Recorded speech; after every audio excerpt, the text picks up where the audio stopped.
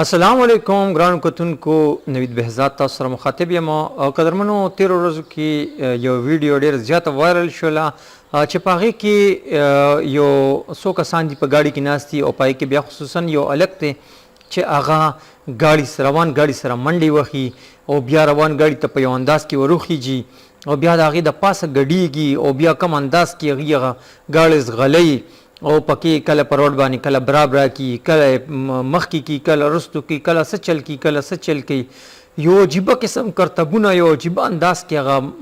موټر چې هغه چلی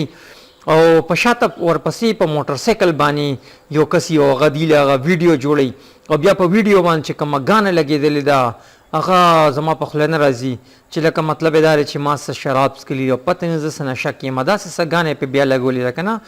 ګران کتونکو هغه ویډیو چې وه نو هغه د پولیس د نظره تیره شوله او د مردان پولیس په دغې باندې اکشن واخیستو او دغه کم کس چې کوم دغه ګروپ چې کوم نو هغه یې اوس گرفتار کړی دی، نن هغه گرفتار شو. نو ګران کتونکو مقصد د ویډیو جوړولو دا دی چې تاسو لږ احتیاط کوئ او دا قسمه حربې چې تاسو کوئ خصوصا په مین روډ باندې، مین شاهراه باندې، تاسو په جی ټي روډ باندې داسې قسم حرکتونه کوئ نو دا ډیر زیات خطرناک دي، نه یوازې د خپل ځان دپاره بلکې د نورو خلکو دپاره هم. که چېرې خدای مکه دی د اکسیډنټ ښکار شي یا په دې ګاډي بل څوک والي یا دی چا والي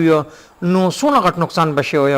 نو د ویډیو جوړولو صرف مقصد دا دی چې لږ شانته احتیاط کوئ، خپل ځان سره مینه وکړئ، خپل ژوند سره مینه وکړئ او د نورو خلکو هم خیال وساتئ او د خپل ځان هم خیال وساتئ. ډېر زیاته مننه. د الله په امان.